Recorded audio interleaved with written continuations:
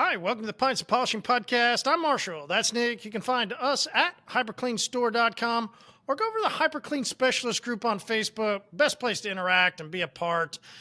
Definitely, Nick. A lot of fun stuff that we'll talk about today. We'll come out of there. Let's get into some buy and sell. Listen, I'll go first because actually inside of the group I talked about, and I sent a photo, I was going to buy this guy. We've all seen him. Love the guy. He's always funny. I actually admitted I was a part of still being this guy. Is the window washer guy at the gas station, right? Like a lot of fun with that guy. And I took a photo, put it in the group. People had a great time with it. I'm buying something different though. And I'm buying something different because I couldn't resist. You'll understand why. So Uber headed to Oktoberfest, really excited, ready to go. Guess who I get as the Uber driver? I get Ford Bronco guy. Oh, Great. had to pay that $900 payment, huh? Love it. Here's what's interesting. So here's what I'm buying. And I'm buying the guy at Ford who thought it was a game changer because he must have seen the videos on TikTok where people are like at the car wash spraying down the inside of their cars. Because here's what Ford Bronco guy tells me, because we're in a Badlands edition, and I'm looking at this interior and I go, interesting interior you got here. Oh yeah. It's so that I can just hose it down and rinse it out and ready to go. Well, that's the original Jeep idea.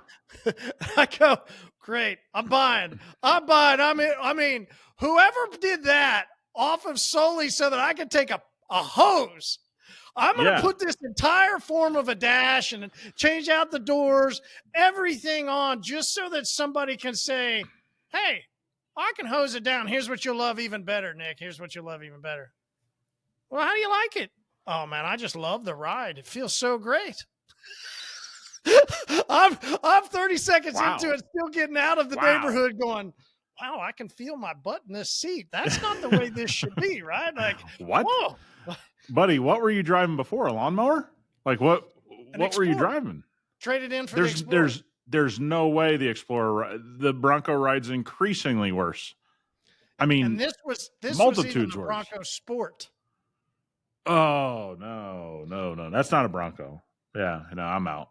Nope. I would have got out of the Uber. I'd have been like, you're going to have to stop, man. I'm out, dog. Like you got ripped off here. You don't realize that I'm out. But your Jeep has the plugs in the floor, right? Mm-hmm. Yeah. I mean, it's, that spraying out an interior is wild, but the original Jeeps that I owned, that's kind of the only option you had. There wasn't really any carpet. It was more of just like a hard metal floor. And so I'm talking about completely spraying this whole dash down, electronics and all. Good to go. No way. He did not say that. Wow. How'd you not get out of that Uber and be like, I think we might get in a wreck on the way to Oktoberfest. We're going to have to find another Uber. Thanks, Doug. We're out of here. That's crazy, man. I haven't been in an Uber in a minute though. There is some wild stuff in Ubers. I'm going to buy this week. So headed down to the NLCS. I literally did get there a couple hours before the game, leave right after the game on a flight. So good trip. Great seats, great park. Don't have any problems there. But we go and grab something to eat before the game. And so we're having a couple beers. A bunch of my buddies are down there. I mean, we got a bunch of people down there. And so I like things extremely spicy. And when I say extremely, and I don't think about it, it's not like something I talk about. It's just however you like your food out there. Eat your food the way you like it.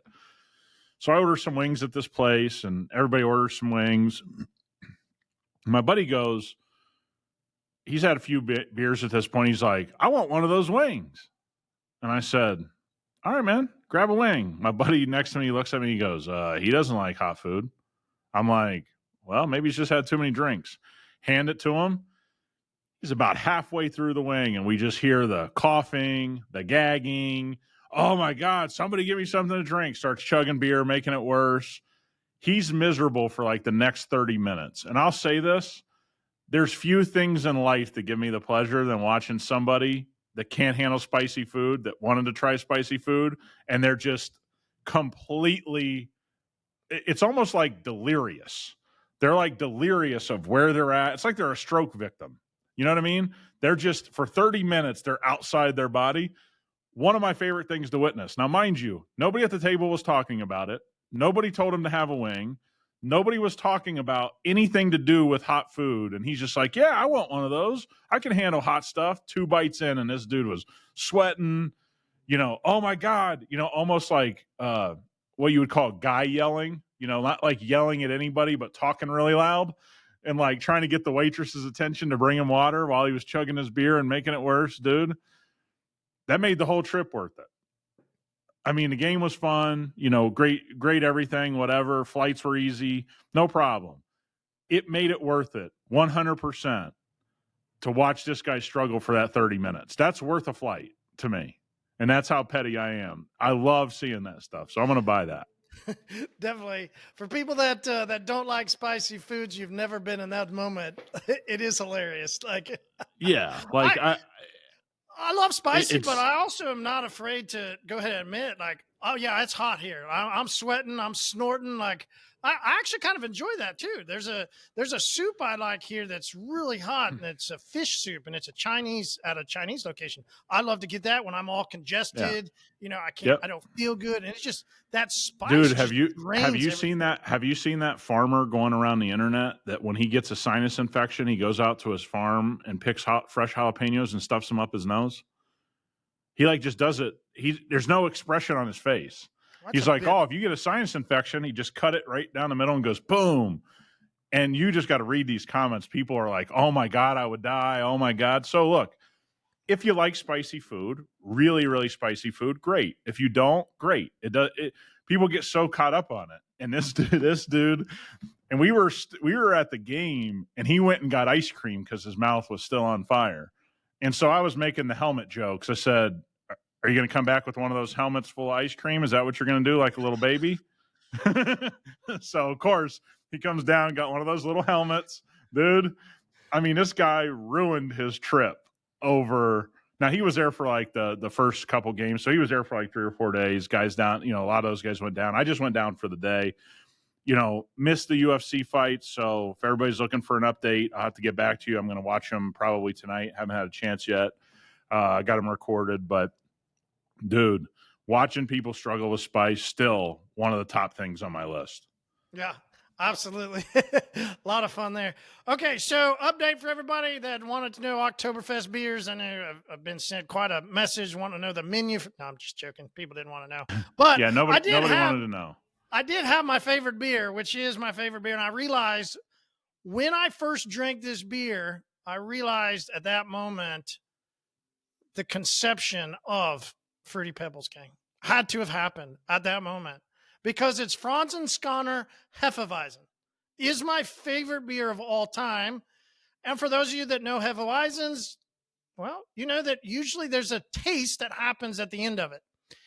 While you're drinking, people either have a clove, they sense and they taste a little bit of clove, but the most common is banana. Wow. Bingo. I'm in. I realized this weekend, I went, speechless. Oh yeah, this is why we just went from ghost peppers beer to bananas. Like, you guys got to be stopped, dude.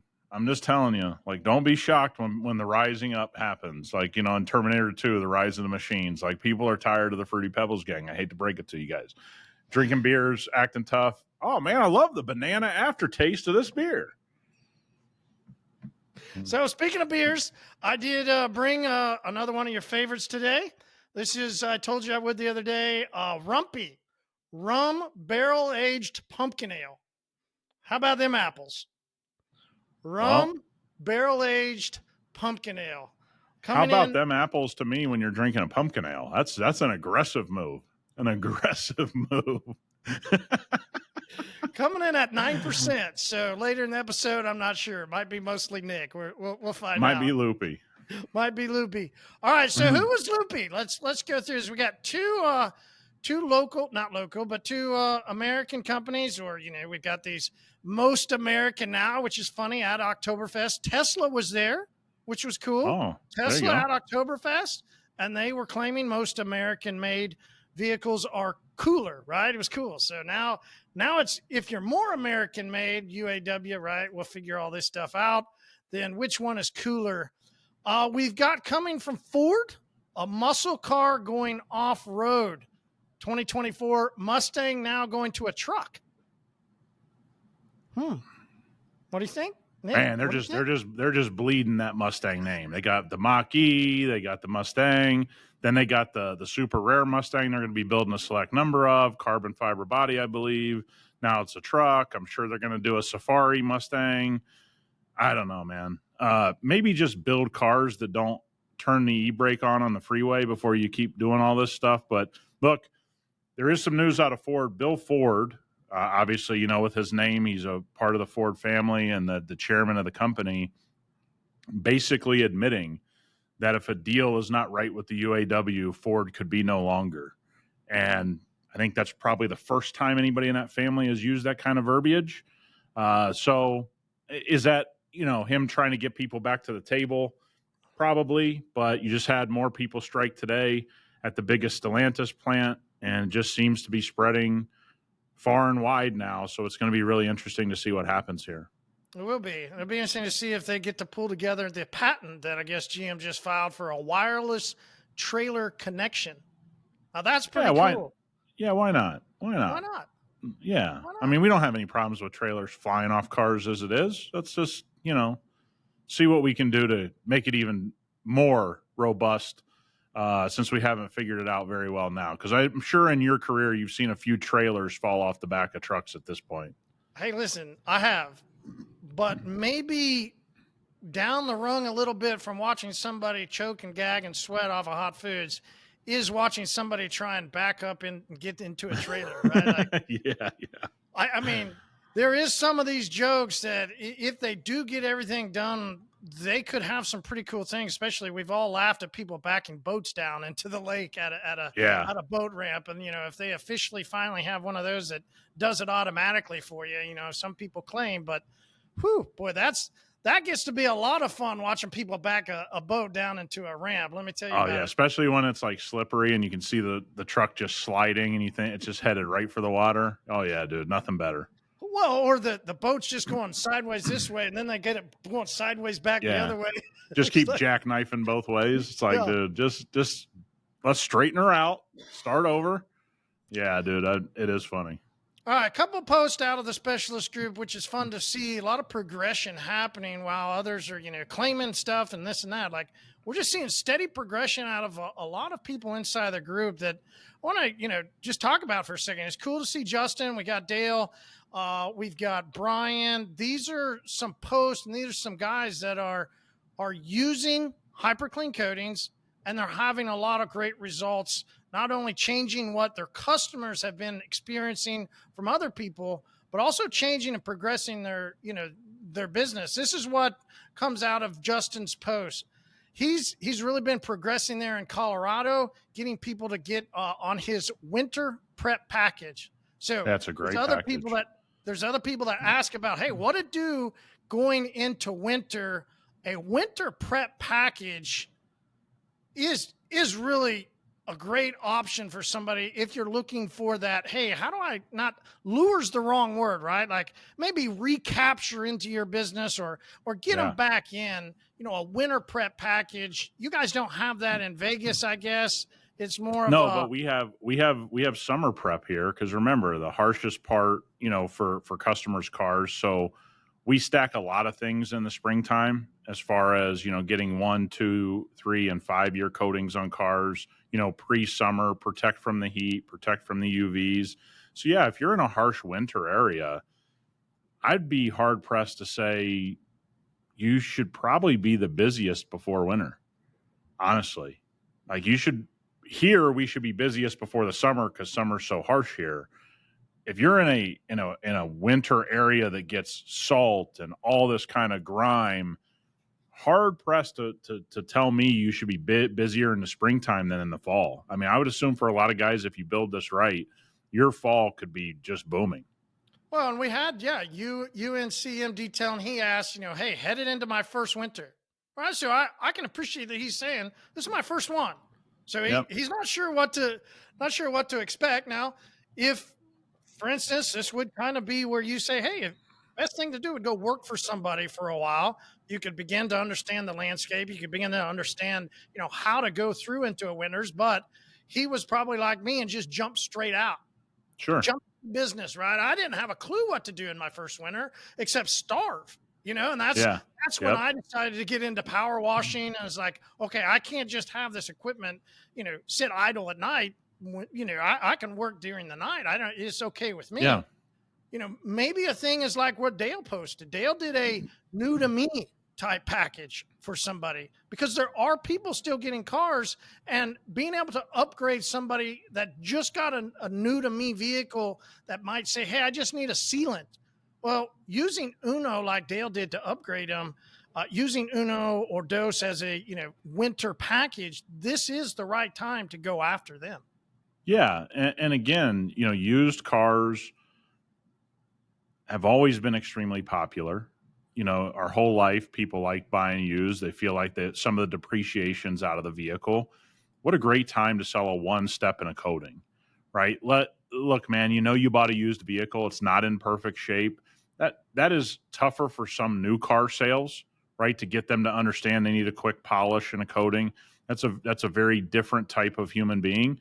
But when somebody buys used, be like, this is a great time to say, hey, make the interior yours. Let's go through a full steam clean and revive and get everything brought up to spec, for you, and get this to be not only new to you, but probably better than it was new to the person that bought it new. And so I think going after those used cars, you're looking at used cars still average price $40,000 to $60,000 now for the cars people want. That's not chump change.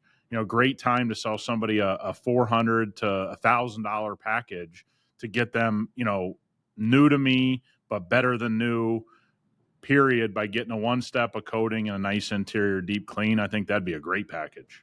All right, here's something to discuss that I think is interesting for you and I to go back and forth. I think there'll be plenty of people that can get some nuggets out of it, and they might sort through it themselves and think through some things, because you've got people wondering, what do I need to do moving forward into these moments? I love that Kevin mentioned, get maintenance clients. You and I, we don't need to. Absolutely. That is a big major answer. Okay. What about another thing to think about?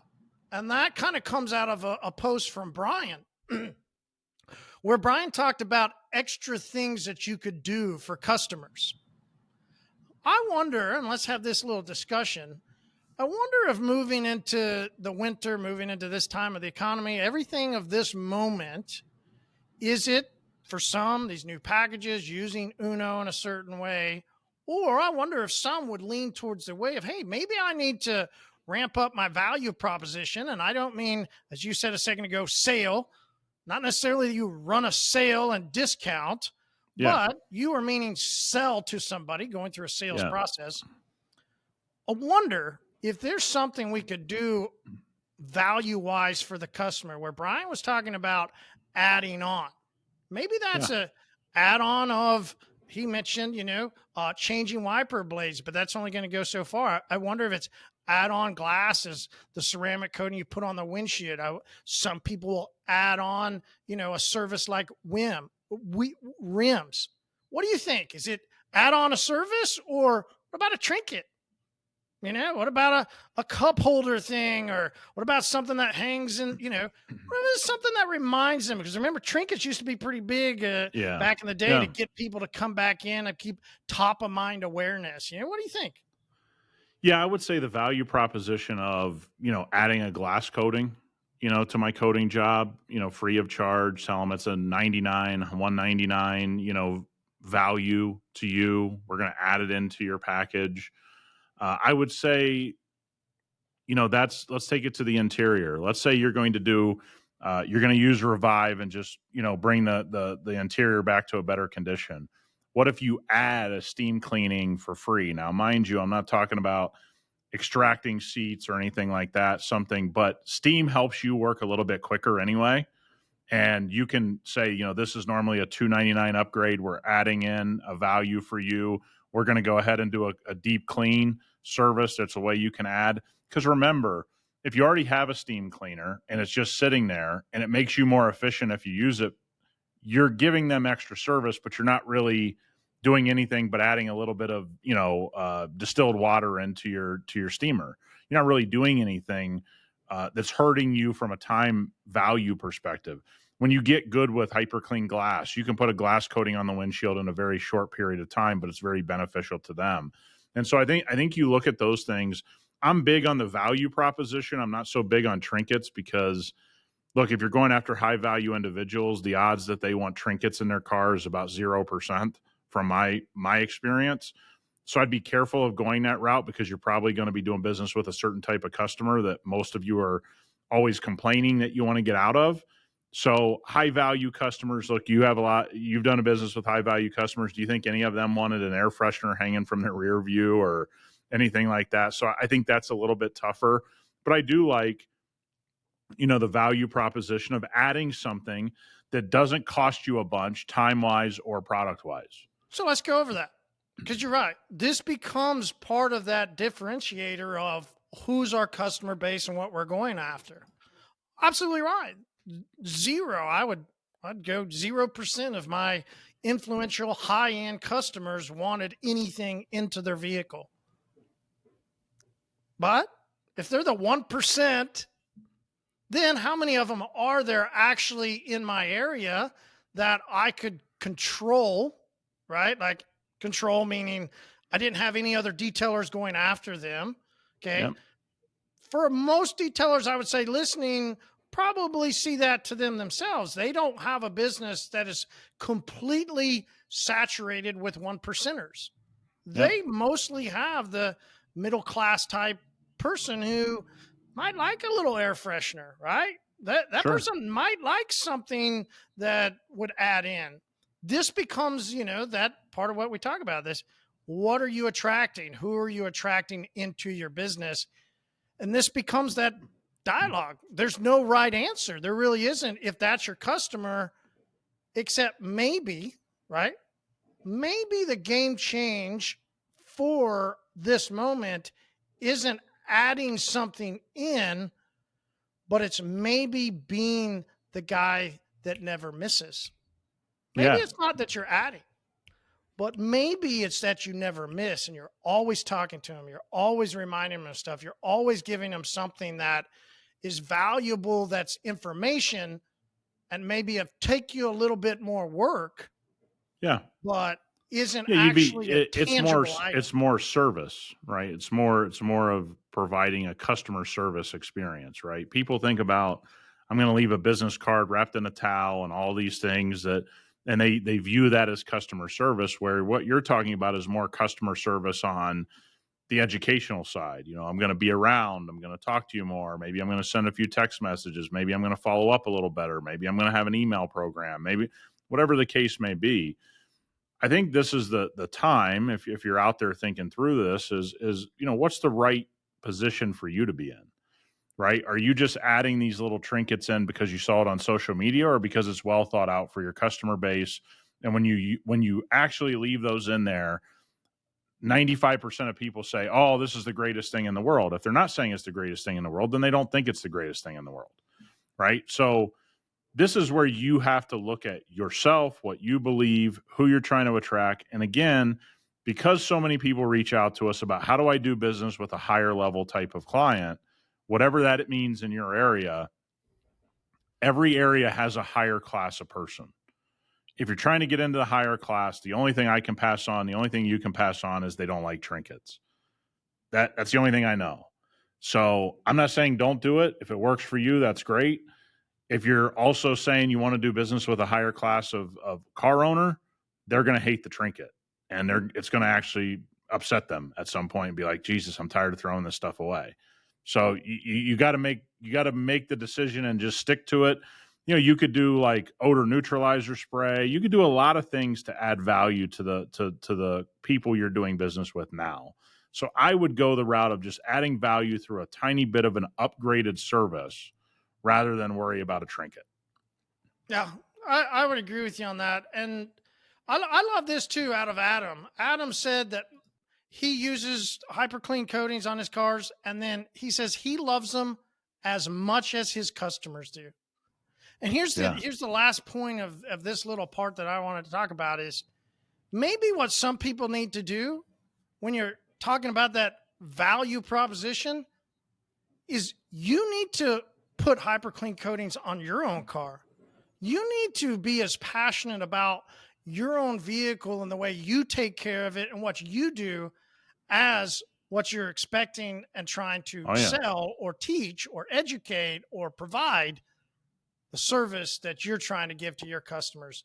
When you believe in it and when you believe in something, you always talk about it. You always tell other people about it. You always find a reason to do it, right? Yeah, So, you'd be surprised how many people run a PPF shop and don't have PPF on their car. You know, you'd be surprised how many people run a coating business and don't have a coating on their car. I mean, that's been historically something we've seen our entire career. The best part for me was the first coatings I ever put on cars, I was on a conference call with a bunch of people putting it on my car in my garage, right? So I knew the realities of coatings from my experience, as well as putting it on, you know, cars in my household that even I wasn't driving, and seeing how it made it easier to maintain and it stayed cleaner longer. And so I got that experience. There's a lot of guys that don't ever get that experience on their own stuff. And if you have team members, you should absolutely pay them to work on their own vehicle when you have some downtime, work on their own vehicle, put a coating on their car so they believe in it. You know, I mean, these are the things. It's a great point. You need to believe in it from firsthand knowledge, not only of how to put a coating on, but that you believe in these things. You believe in PPF. If you run a tint shop and your car's not tinted, that seems kind of weird, right? So these are the kind of things that are great to bring up from time to time. does believing in something add 10% to your bottom line? Right? Oh, no question. No it's question. a great question. And I would say yes, right? I'll go back to something that you said, and I always love to go it both ways, is emotion creates motion, or is it motion creates the emotion? Not sure. Yep. Right? Yep. Like both go synonymous together. You start really believing in something, you're going to put it on and you're going to make sure that your vehicle is taken care of. That emotion, or is that the emotion of you doing it, which started the turn? And then as you begin to really believe in it, your emotion will create their motion of wanting it on their vehicle also. Like it's a great thing to do. Absolutely. All right, so let's go to some process questions. And this is one from Samuel. All right, Samuel says, has anyone ever used hyperclean ceramics outside in the sun? Got a big vehicle coat, can't pull it into the shop. Absolutely. Absolutely. Yep. I'm going to go uno and dos. You can't. Especially right now. We're in the fall, right? Yep. Let's say if you're in the summer, you can do it outside in the sun. I wouldn't go direct sun. I wouldn't go, above 90 degrees type. I mean, and you would say, we'll all say, yeah, you're just going to go a lot smaller. Can it be done? Yes. 100%. 100%. Yeah. I mean, look, we got guys in Arizona that put Uno in the middle of summer, 115 degrees, and there's videos of it, and they show what they do. And again, you start getting into Trey and Sparta, that's going to make your life really difficult. You could end up in some tough situations because the active solids and those coatings and the levels they're at. Uno and dos, no question, especially this time of year. And I don't think you'll struggle in most places if you're in the shade in the summer, to be very upfront about it. So 100%, slap it on there, watch what you're doing, pay more attention, get into a little shaded area, whatever, bring an awning with you, one of those pop-up tents with you, whatever you got to do. I think it's a no-brainer, man. Sometimes you just got to get the job done. All right, Dave's got a white car with car wash scratches. Dave wants to know, what's the difference between the hyperCLEAN blue and the hyperCLEAN yellow pad? Yeah, it's pretty simple. Blue's going to cut a little bit more, still finishes down really well. If I had car wash scratches, unless it was extremely soft paint, I'd be reaching for the blue. That's my opinion. Unless I had extremely soft paint, I'd be reaching for the blue on medium, so extremely hard paint, no questions asked. Again, GMC blacks, Tesla black, things like that, they can get pretty soft. Hondas, blacks, those can get a little bit touchy. You want a little bit softer pad, but being able to get all the scratches out, even if there's like a hint of haze, your customer is going to be more happy. So get the scratches out, right? Because most of the time, that tiny bit of haze, only we can see it. And by the way, you can get haze out like by one pass on a second step very quickly in like 15 minutes around a mid-sized SUV if you need to. So you could do a 1.5 step. I think it's a no-brainer. I'd reach for the blue. Cool. All right. C10 Nick is working here in a couple days on a hood that has half PPF. Right. So we've seen it quite a bit now. Usually as you get into more of the higher end cars, most of those guys don't do the half scoops. It's usually kind of maybe a little bit lower end car, or maybe it's an older car. Because let's say it's a Lexus, but it's a 7 or 8 year old Lexus. That 7 or 8 year old Lexus, or dealership applied. Sold. Yeah, dealership applied. Most of your partial hoods are still coming from a dealership. Those are very cheap packages to put on, very little film. We don't even offer those, just so everybody knows. I don't do anything partial hood. It's so easy to do a whole hood. It's unnecessary at this point. But he's got some debris, right? Yeah, he's got some dirt on the edges. He's got the buildup that makes it look ugly. It's a white vehicle to kind of give everybody the story. This is a really simple fix. Take something like TRX and a foamer if you got it. If you don't, just use it with a sprayer. Take a detail brush, kind of angle it, and start working the edge itself. The key here is when you rinse, you want to rinse back towards the windshield, not try to use your nozzle and go down towards the edge where the edge is, because you'll lift. Your pressure washer will start to lift. So when you're rinsing it off, just wash back towards the windshield and then wash it off to the left or the right, passenger or driver side. But TRX would be a great, use it 4-to-1 here. Don't let it dry on the film. There's a number one thing you don't do. Don't let any chemical dry on the film when you're trying to do this. It could just have adverse reaction, but that'll work great. All right. So he was in that part, was trying to get that, dirt or whatever has got inside and trapped in that edge, which is why most of the PPF that wants to do it more to an elite level, they don't ever do halves anymore. It's that full hood. But if we get, as you mentioned, great point, maybe from a dealership, might be a new car that's come from a dealership, great point. Let's say we've got a polish, and that's kind of question 2 that he has, right? Polishing a half clip. What do we need to do? We're taping down. What do we do? No, I'm not taping down. If I'm using a polish, let's just call it a run-in-the-mill medium cut polish. Obviously, you're going to want to keep the edge of your pad away from that. You can tape it if it makes you feel more comfortable. But actually what I would do, especially if it's PPF that's a little bit worse for wear, is I would lightly polish the PPF. You can take some of that contamination and some of those markings out of it. Mind you, I'm telling you, don't use compound on that. Okay. If it's polish, go ahead and polish it very, very lightly. Yeah, you may have some adverse reaction, meaning that you're kind of abrading the top coat. I understand that, but we're talking about something that's worse for the wear, right? What we're probably going to do on this car is we're going to reapply a ceramic coating. So I'd reapply ceramic coating right onto the film, right onto the paint behind it, or, above it, and I'd be done. But if you don't want to get stuff in the edge of the PPF, it is smart to just tape that edge, just to give yourself a reminder. All right. So over the past, 3 years we've been together, you have said a couple times that you believe clay bar is the most misunderstood. Oh, no question. Definitely. Not even one close. Misunderstood. Okay. Well, and silicone, not in tire dressing, those are probably two of like, I got this non-silicone and silicone dressing. It's like, no, man, that's not how it works. But okay. So yeah, those two are 1 and 2 with a bullet. All right. I'm going to now say, I think, we're moving right into Tire Shine, is actually the one that has the most variables to it. It's probably one of the hardest products. Excuse me.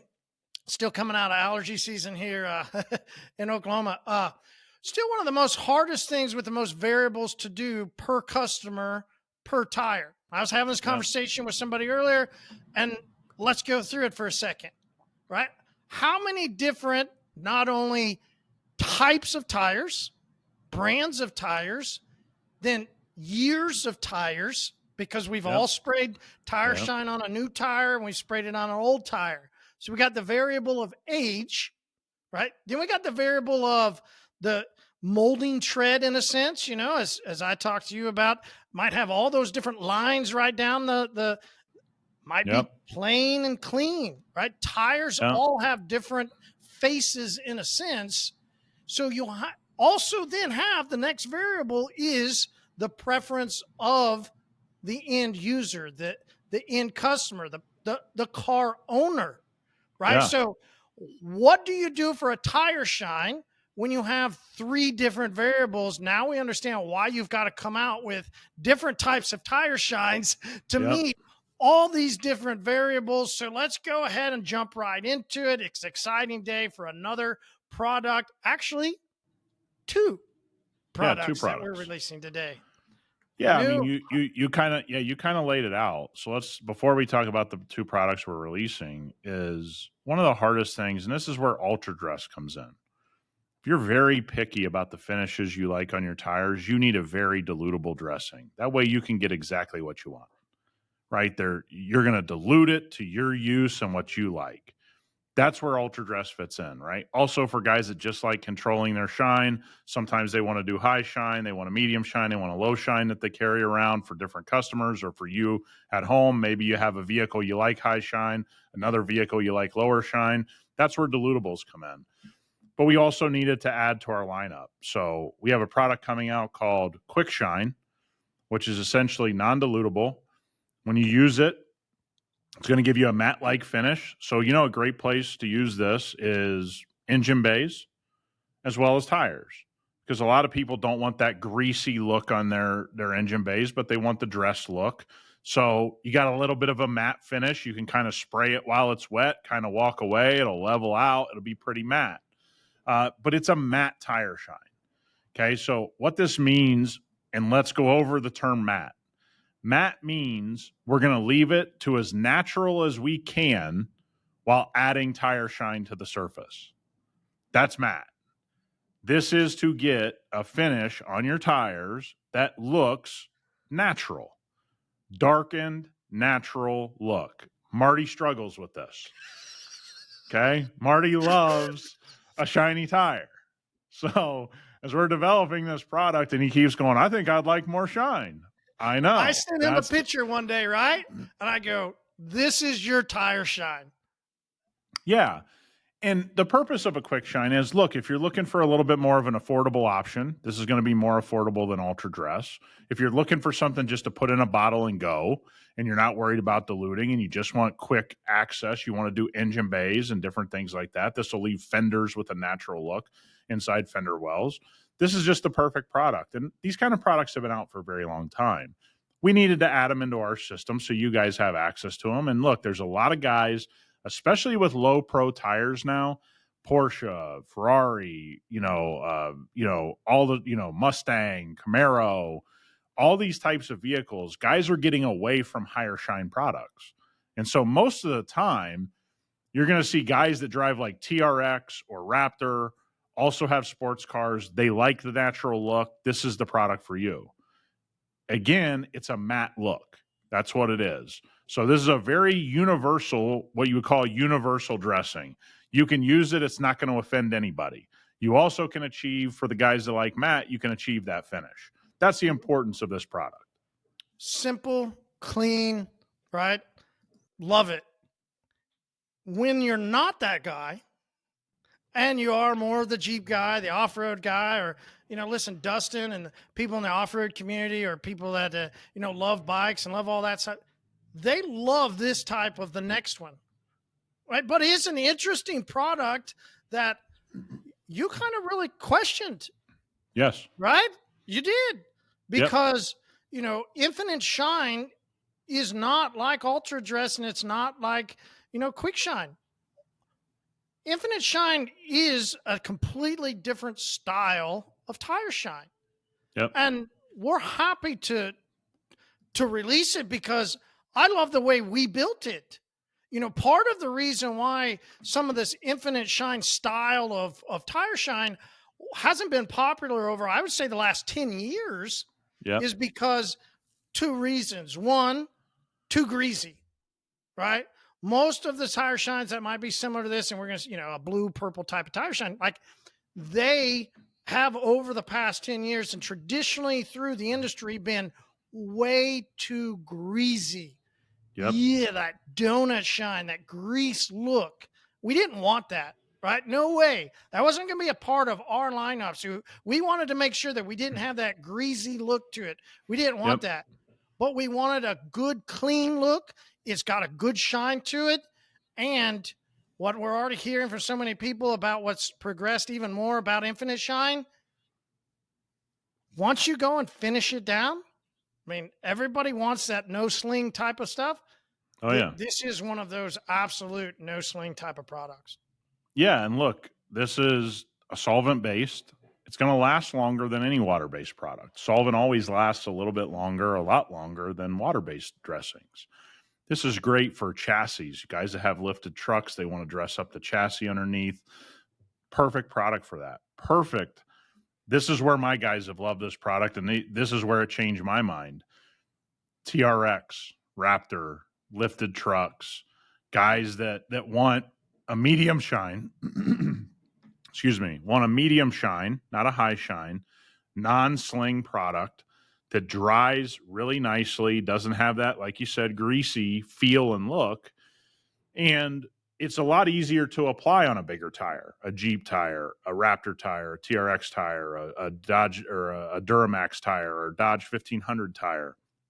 When you start working on bigger tires, solvent becomes a lot easier to work with, right? You got to work water-based into those big knobby tires. This, you can kind of spray it, go do some other things. It kind of self-levels, and then you go and hit the dry spots with your brush a little bit.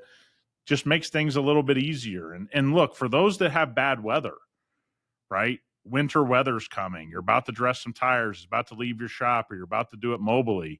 Solvent's going to hold up better to the elements. It's that simple. So this may be a perfect winter dressing for all of you that have winter weather. This can hold up. It doesn't mean it's going to hold up perfectly, but it's going to hold up better than a water-based. And so we've actually been using it a little bit for some of my customers that like a little bit of a medium shine on low pro tires. Man, a couple squirts into your applicator, go around a tire, you're done. Where water-based, you got to be a little bit, hey, did I get some in the tread? Did I get, did I jam some here? Becomes a little easier. So my guys have become a fan of it. I've become a fan of it through your explanation over and developing something with our team that is something we can be proud of and doesn't look obnoxious on cars, on trucks. This is a product that kind of changed my mind. Yeah, it is. And that's what I love when we talk about, the yin and yang of you and I, right? Like this was one of those products. It was more of what I'm used to. It was something that you were like, whoa, hold on. Could we really do because I mentioned what it used to be like 10 years ago, right? And I think the comments coming out from some of the people we've sent it to, one was pretty cool. They talked about it. It's not as soupy. There's some of those solvent-based tire shines that are just soupy and they're almost kind of gooey.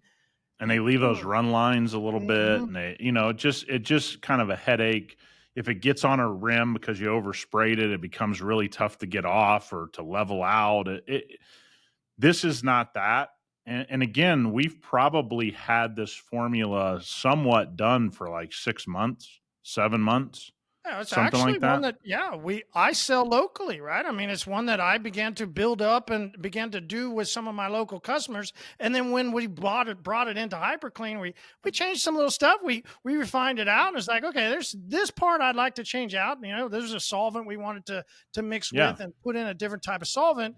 And it's like, okay, this is a viable product that, hey, I wonder if it could go out into the industry.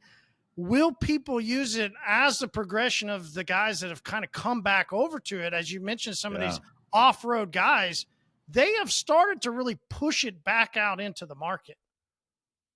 Yeah, and I think the most important part about this is guys, these aren't the sexiest products in the world. Tire dressing's not the sexiest conversation to have, but it's so great to have more in our arsenal that you can go out and offer into your system. Or if you're a driveway guy and you just love doing your own cars, test a couple of them, see what works best for you. You may always be an ultra dress guy after you test the other two. You also might test one of the other two and go, hey, this is what I've been looking for, right? And so that's what I think. And the thing about Quick Shine, to go back to that I really like, is we found a way to get it more matte while still having some thickness to it. A lot of times when you use a matte shine or you dilute something down, you get a little bit of that wateriness. Yeah. And we've really taken care of these with the use in mind. What do we want out of the usage? Because we are one of you. We do detail cars. We do care about the use problem that we've all faced, like you said, with streaking or, soupiness with a solvent based. So I think what you guys are going to find, it's going to be hard pressed to go to any brand and find 3 tire dressings that have the user experience that ours have. And that means a lot because, again, pretty much for the entire year, we've been using these in my business. And a lot of people will be like, that's overkill, but it wasn't overkill for us because we did change them quite a bit month over month to get where we're at today. Mm-hmm. Absolutely. And that's what's been fun about sending stuff back and forth from, we did it, today of Nick goes, you're kidding me? And I'm like, what? I thought this is a completely different product, right? But it was like, here it tested out great, but then it gets over into the, to your dry environment, and you're like, no, this ain't working. I'm like, God, it worked great here. So is the, and that's what we're like version 72 on that product that we've been trying to develop. So we're something completely unrelated, but yeah, it is the fun part. And look, because you and I are both kind of impatient guys and we want to get things out. One of the things we've had to really work on is just because something seems good enough, you can't release it. You got to get it to great. And I will say this, of the 3 dressings that we have, there's not a single one that we don't keep in stock in my business. And I think that's the ultimate compliment from me and to you guys over at HQ and what you're doing and all of the back and forth. It makes it worth it. It's a little overkill at times, there's no doubt, but this is a great group of dressings now that you guys can do any project that you have for yourself or for customers. It's awesome. All right. Inside the specialist group, I recently did a poll looking at, who uses rinseless, what's their habits like. I think a new poll that I'm going to do, and I think these are fun to just kind of see who does what, is I'm going to do a poll on SEMA, right? Like who's going, who's excited, do you go every year? Do you never go, right? Try and get some understanding of what's going on. And I'm curious. SEMA, we're now getting really close, and next week, it's interesting to see what people are putting out on social media. While Ford is apparently the game changer with the Bronco, now you can completely clean your car a different way. There's brands that are posting, game changer, right? Launching at SEMA. Every SEMA, there's a game changer. Just as there's somebody that's going to fight somebody else at SEMA inside the detailing industry, there's also always a game changer. I mean, it's just interesting. I didn't know the game needed to be changed every year by a certain same couple companies that seem to be completely changing their game every year. So, it's not just the game changers. It's also interesting to see who's peacocking, right? It is. We've built this massive, massive thing you can come look at, right? Come to our booth. It's massive. We're sharing with somebody else. I guess we couldn't afford this, but it is massive. And, please come check it out, right? It's interesting to see moving into SEMA, not only the peacocking, not only how people are changing the game, but also it's going to be interesting to see, who's at different booths, right? Who has influence, who doesn't. These are some of the things let's dive into. So, okay, let's start off with just game changing of SEMA. Oh, yeah. I mean, you're going to change the game by bringing a battery polisher, is my guess, is one of the big releases. I don't know. That's been done by the biggest battery technology company that exists. kind of stole some heat, stole some thunder from a lot of companies last year or within the last year. I think it's a little bit outdated. People that think that SEMA is this driving force of a great release date, actually in detailing, there's probably no worse big release date than November. Because most of the United States, most of the people that buy this kind of stuff in the U.S. especially, and you can say globally, the U.S. still dominates, purchasing these products. They're going into slow season. So that's always been the funny thing about changing the game in November is by the time you get to March of next year, most people have forgot about your game changing. And so it doesn't seem like people have caught on that a lot of companies have just started doing their releases and using SEMA a different way. But yeah, there's always, look, if you're going to pay the amount of money these companies are paying, I understand, let's release things for SEMA, but it's a little bit outdated in my opinion. So when we released Sparta, I specifically wanted to change some stuff, and I did not want to be a game changer. You remember? You were like, what's your deal with that? And I'm like, listen, dude, I don't want to talk. We're not changing the game. We're not. Yeah. We're just releasing something reputable. Yeah, it just seems to be the thing that everybody wants to put out because we're going to SEMA. We're now going to change the game. Like, why is the game need changing? What? Yeah, just do your best, right? Like at the end of the day, I think a lot of guys have caught on to this. Look, I said this about a bunch of big booths last year that I sent video and proof of multiple pictures, multiple days of guys spending $100,000 on a booth and nobody was in them the whole week. And I got multiple timestamps and multiple videos, and I'm not trying to shame any company. I'm glad they're spending the money. I'm glad that SEMA is still a thing. I have to say that so much because guys think that by telling the truth of what goes on, that you're hating on people that spent the money. It's the exact opposite. I want it to be well attended. I want it to be massive because guess what? I live my office, my shop is literally like a block away. So it doesn't do me any good to root against SEMA. But the reality is this year doesn't seem like there's going to be a lot done about the attendance issue and the detailing part. I hope I'm wrong. But you and I have talked to plenty of people. They're like, don't want to go. Oh, God. Oh, we'll see. I mean, we know people that are only going to go there for a day because of last year. They're like, yeah, I'm going to fly in on Tuesday. I'm out Wednesday evening. It's like, what? I mean, it just wasn't thought about 5, 6, 7, 10 years ago. I mean, people came for the whole week, man. And it was a whole to-do top to bottom. And it's just not that way now. Thoughts? I mean, if is that a tale? Is it just coincidence? Is it, hey, listen, economy, you can never always have everything up. It's just a natural flow. Yeah. I mean, look, I think everything, COVID changed the behavior of everybody, changed the behavior of us as a company or me as a company here in Vegas. It changed everything. Everybody or everything? That's where I think there's the interesting discussion is who still lives in the previous times and is always still trying to grasp onto what was. Well, yeah, we've kind of talked about this. I mean, you go back to, podcasting at shows. It was really cool for a few years. Now it's kind of corny. Things change. Now they've moved over to some shows are just, now you got a special room. Now we're going to give you a special room to record out of. Yeah. And like I said, it's okay that it had its time and it's okay that time has passed. Like I told you last year, there was a real thing going around the detailing side and again, I didn't witness a whole bunch of this, but where, people had a booth and they had 4 guys holding a microphone talking at people that were supposedly sitting there. And there was 2 people sitting there, but yet 4 guys with microphones 3 feet away from the people. And it's like, hey man, you can audible out of that.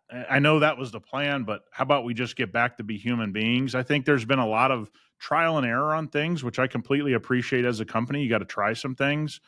I'm hoping we see some audibles this year. Look, for us, for me individually, SEMA's great because starting tomorrow, I have people coming in for meetings already, and SEMA's not even here. These guys are going to be here for 2-week periods. Some bigger companies are going to have guys here a week ahead of time. Guys will be coming into my shop, flooding into my shop. I'll be able to sit and have meetings with high value individuals that work for big companies and are decision makers. So SEMA works out great for you and I, right? Because literally it's a block away from my office, and we're ready to go. And so I hope it continues. I hope people still attend, but I've had to think of SEMA way differently for a variety of reasons, because it's also, what do you want to be associated with? You know, who are you going to stop and have a conversation with? Because now you got to figure, a lot of people have drawn a lot of dividing lines and things. We only do business with these people, and we're not going to do business with these other people. And will that change? I think the economy is going to change that attitude pretty quickly, but will that be apparent at SEMA this year? I don't know. Yeah. Well, what will be apparent is when I make that post and people will go in and they'll say, hey, I'm going to be there. Listen, we do want to walk the show, right? We do want to point out why people do certain things, why we talk about stuff. So definitely go into that post. Let's talk. Let's see where you're going to be. And we'll walk around the show introducing people to really the front line of why we do business the way we do, why people do business the way they do. That is an interesting part of SEMA that not everybody thinks about, is when you are out there, listen, it also is a great way to see the way people do business. Yeah. I mean, and another word is reputation. You know, how people control their reputation, I always say this. Last year we had a ton of meetings, and I can tell you not one of those meetings took place at the people's booth, because most decision makers aren't hanging out in their booth. And that's probably been the case for a decade or more. Many of these people are coming there specifically to have meetings. So let's say you're an executive of a film company. You're rolling into SEMA and you have a meeting on the hour every hour for 3 days. You're not sitting in the booth waiting for people to walk up. But the people that are at the booth waiting for people to walk up are usually reps or whatever. But all the decision makers are kind of away from the booth. Like, I don't know that I saw a single film company have a high decision maker sitting there all day. Never happened. But this is where you get into, you have to understand that a lot of those men and women are controlling their reputation. They're not going to be seen at the booth. They're going to take meetings off the books, over here at this restaurant, over here for lunch, at my shop or whatever. And that's really them controlling the reputation of who they're associating with.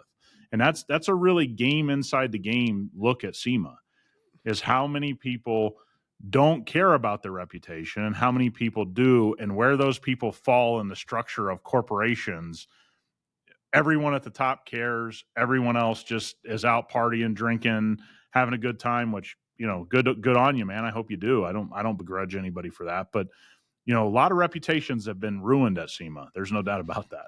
That is interesting, right? Like, as we've talked about people's reputation on social, the other part of reputation does happen. Actually, when you'll get to inner dialogue face to face with people and you really begin to see who they are. I think the reputation, and not negative or I don't mean it anywhere in that way, is I'm interested too to see the next part of SEMA is, listen, I was talking to one of the YouTuber guys last week, you know, hey, you going to SEMA? No, I'm not. Nick will be there, you know, like, what booth are you at? Right? Like, this becomes the interesting part of a quote unquote influencer. Yep. Okay, well, what booth are you going to be at? And there becomes the next little phase of interesting parts of SEMA is who goes to what booth, where they at, you know, well, what does that mean then for the rest of the, right? Like, this becomes the other part, not just the reputation that a quote unquote detailer goofs off or goes crazy or does stupid stuff, but also there's a reputation of the influencer. And this is why I find it funny is we've probably all seen, I think it's interesting, is the Caleb Williams, right? The guy out of USC, the quarterback, right? Yep. Saying that, hey, I'm going to go pro and I'm going to get a piece of the ownership. Like, hey, might want to check his on-field play here the last few weeks and get back to worried about that. But yeah, I think it's a great thing to bring up. You have a lot of people. This influencer world is changing very, very rapidly. you and I have really been seeing it for the last 3 years, and I think we've seen it pretty clearly for the last 3 years, that influencers may or may not work. And there's a lot of companies leaning towards they don't work. Look, we have a guy that's put a lot of years into this industry. He's on his fourth company in 2 years because companies can't work with him to find a place to fit where he could actually help them drive business and drive sales and drive awareness.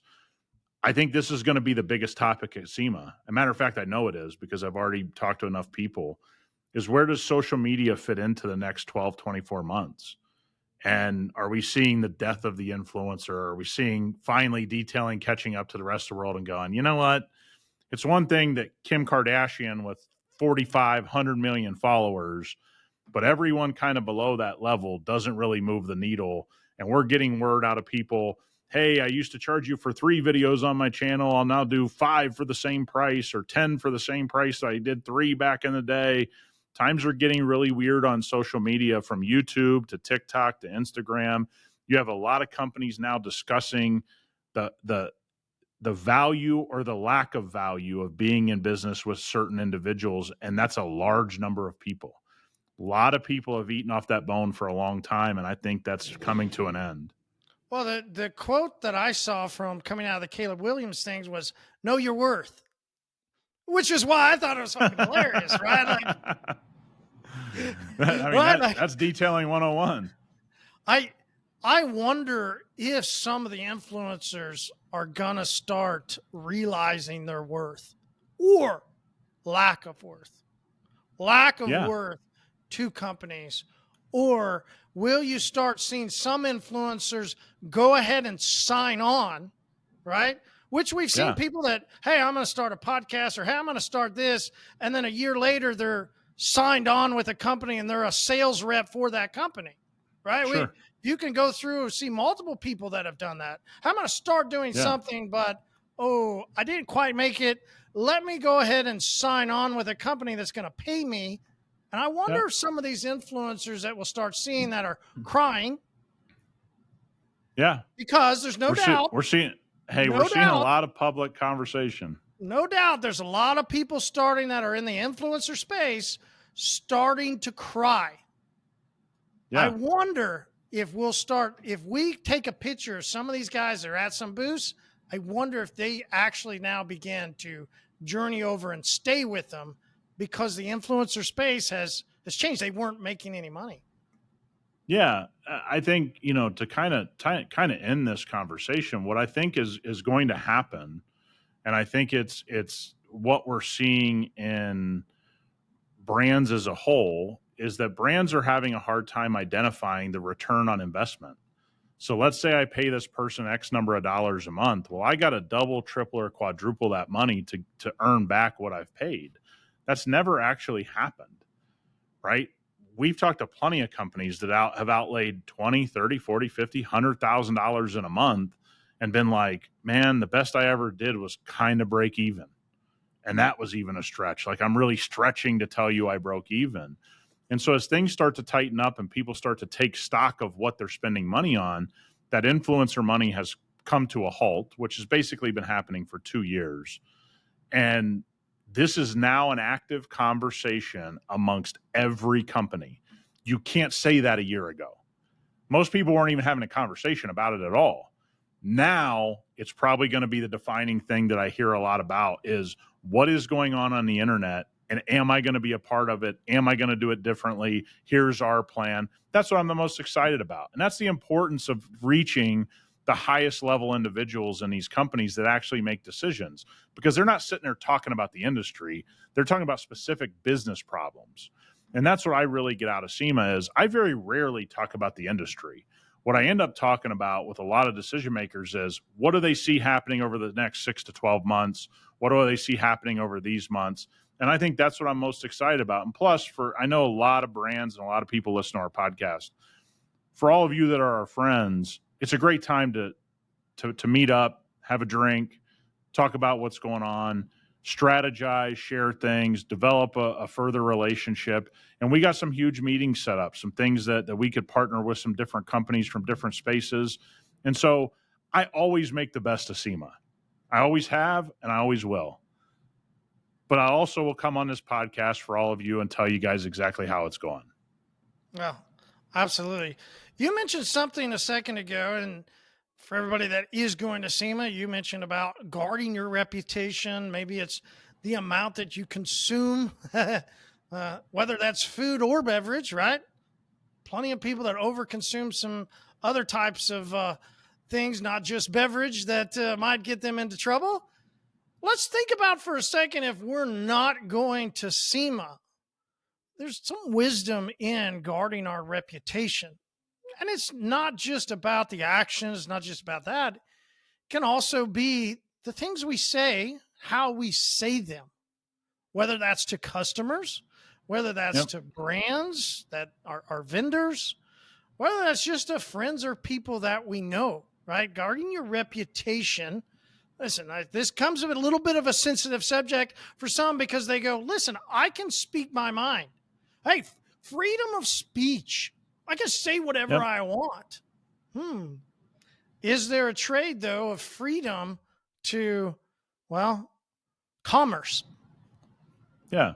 I don't ever say everything I want. I speak as openly and honestly as I can publicly, but there's some things that are off limits. I mean, we have a lot of information behind the scenes we could never share on here because it's not our right to do that. And there's been a bunch of incidents that have happened that we can't speak on because it's kind of beneath us. And that's where your reputation really comes into fold here. Is you got to realize, man, if you're trying to advance, people want to be in business with people that get shit done. That's the reputation you want. If you speak bluntly, but you get shit done, which I think is the camp I fall into, people are going to love being in business with you. If you speak bluntly and you don't get things done, you're going to have a harder time in life. It's that simple. And that's where we get into this talk of reputation. And a lot of guys over a lot of years that I've been doing this have not guarded their reputation. Therefore, they get cut out of business opportunities. And the only thing I want to be known as is a good guy to be in business with. If I can always be a good person to be in business with, I'm always going to be able to get the meetings I want to get because people are going to say, hey, this guy is good to be in business with. And that's the reputation you ultimately want in business, in my opinion. So wisdom in guarding what we say, because there's a lot of us that, listen, it's not like it's roses. I love the people that their life is completely roses. They only talk positivity, and positivity is 100% their life. And there's always, Vegas clear skies with like San Diego 70-degree weather, right? Like, great. Happy you guys get to enjoy this like fictitious land. Yeah. But yeah, for sure. I live in Oklahoma, right? Or I live in West Virginia, or I live in Utah, or I live in, right? We have a lot of shit. There's a lot of crazy things that go on, right? Not that it doesn't happen, but I think people can understand my point.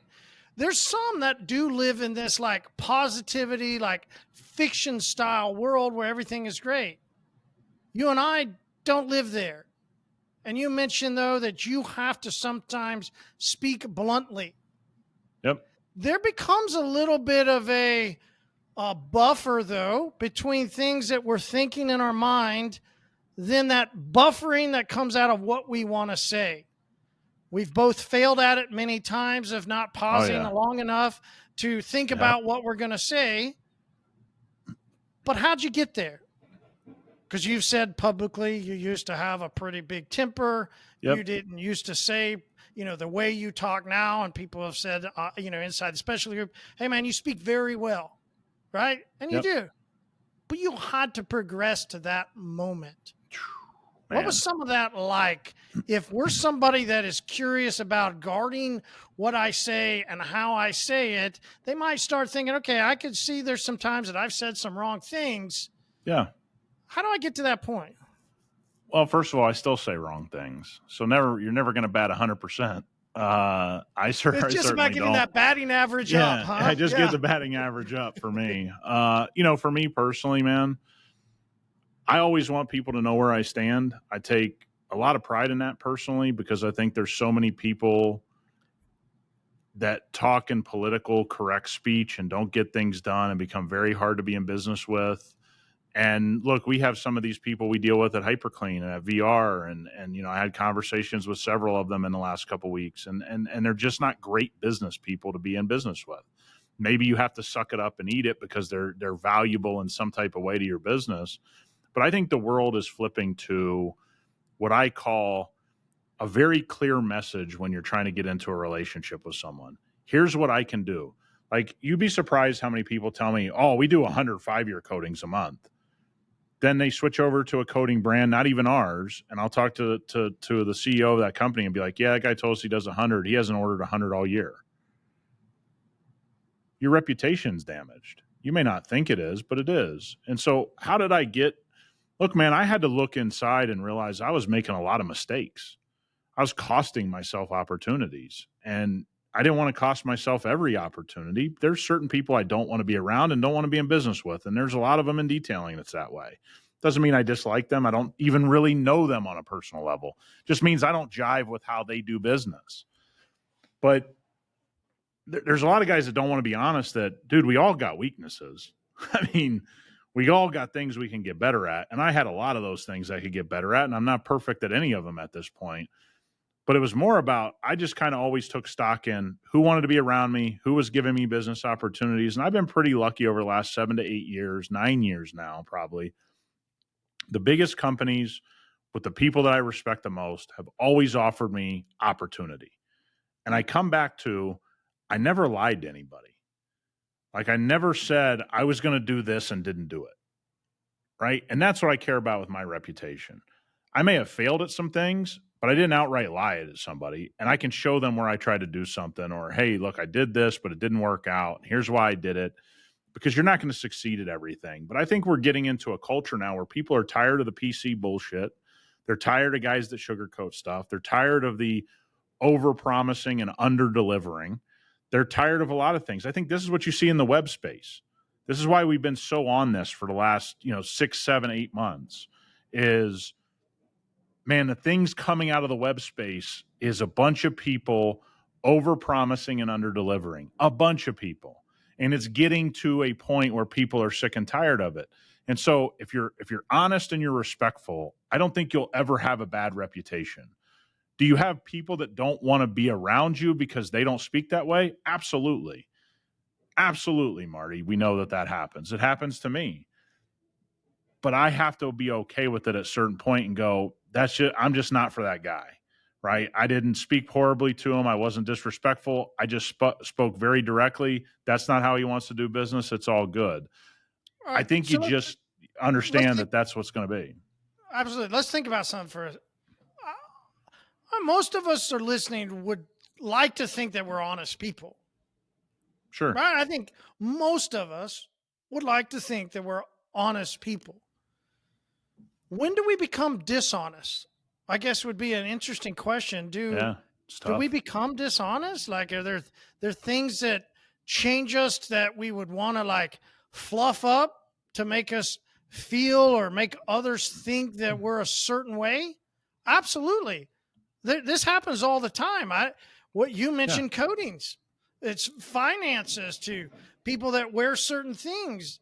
I think if we begin to really dig through the layers of honesty, maybe if we look in the mirror, we're not always as honest as we think we are of maybe why we want something or why we're doing something a certain way. And honesty becomes like sort of like a stake in the ground, like a flag that some of us should stand on. Like when we say that yes is yes, we mean yes is yes. I don't care if you like the way I said yes is yes. I'm not even concerned if you care the way I say no is no, because you're right. There's people that have talked to me and they go, listen, I'd rather talk to you because they for some reason don't like to fall into your camp. They don't like your black and white mentality. I'm a black and white guy too.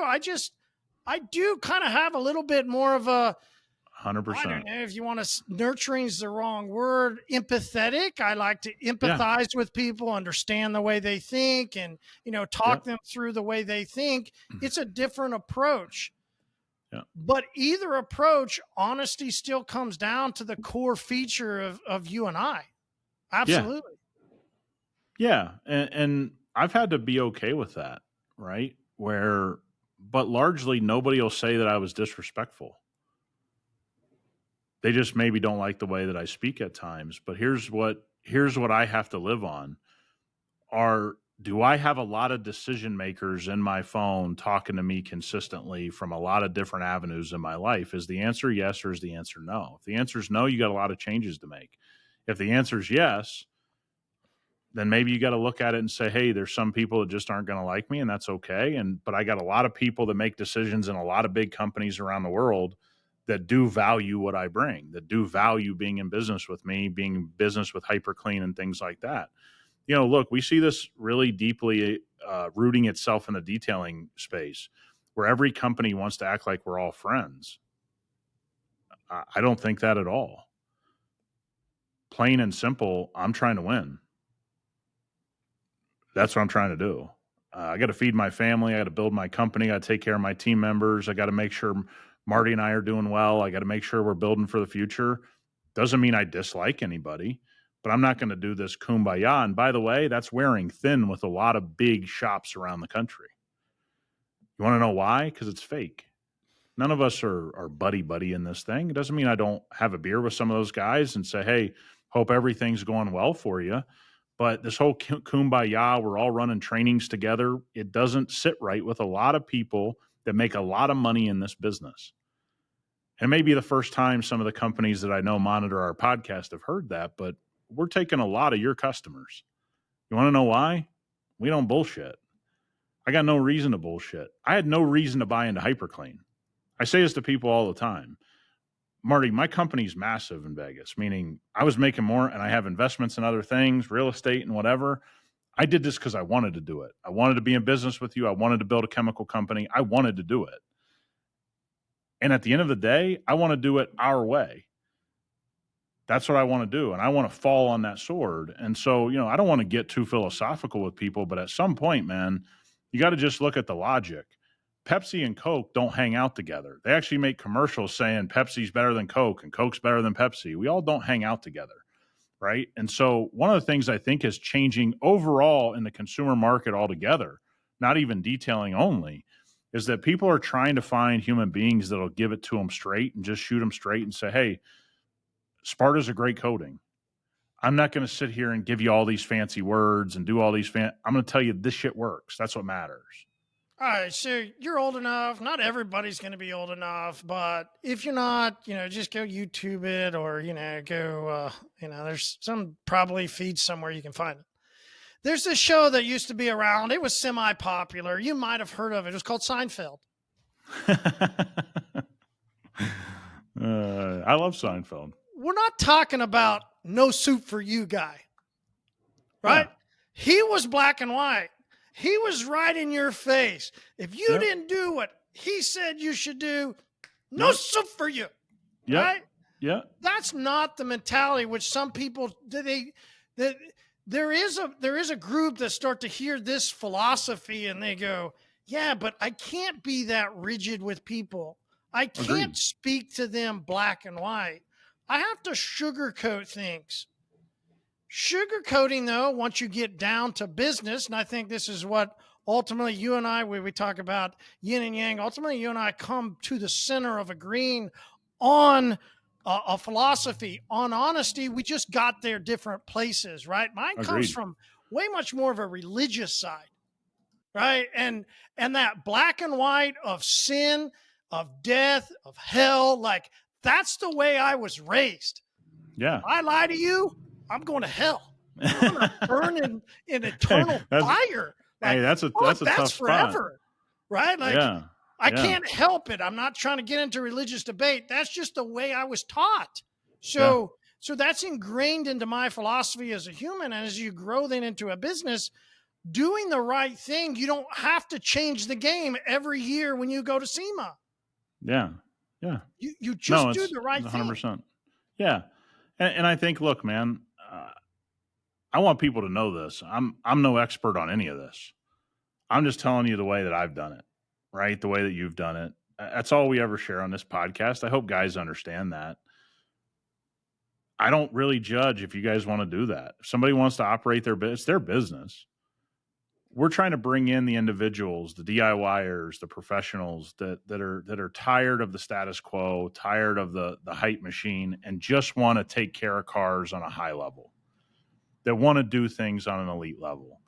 Cool, man. If that isn't you, it isn't you. No hard feelings. Like, it's all good.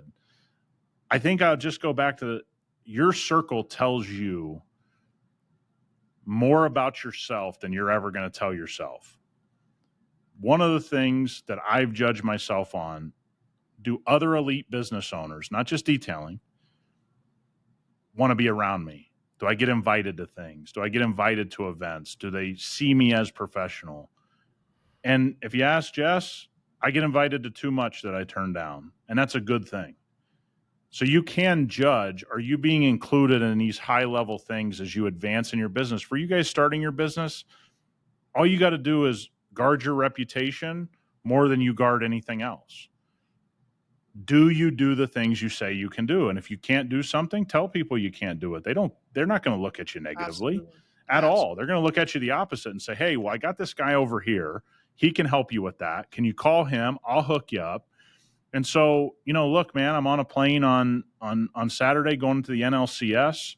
I go to all kinds of fights. I got free tickets to the Sphere when they're $1,500 a pop to get in.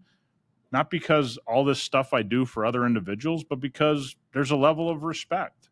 And I care that people respect me more than they like me. That's the big thing that I've learned.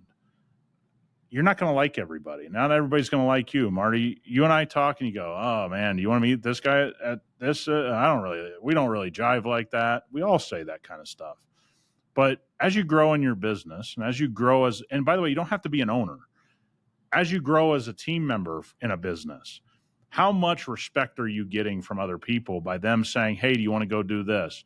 I mean, dude, how many dinners have I told you I've already turned down? If I was doing all the wrong things, I wouldn't be invited to dinners with guys at nice places to sit down and chat business. And so I more or less take my moral compass from the way other people see me by inviting me and bringing me into business deals as well as other things. Because in the end, most of what I do in my life is business. The other stuff's my family, right? So it's business and family. And so the only way I can judge my business is my business going up? Are we getting bigger deals? Are we getting in bigger rooms? Are we doing business with more innovative people? If the answer is yes, we're on the right track. If the answer is no, I'm on the wrong track.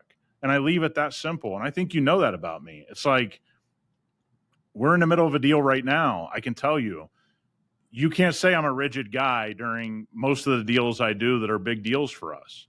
Actually, I give and take a lot of things. But do I have a line in the sand? Sure, I'm a human being. So do you. We all have a line in the sand.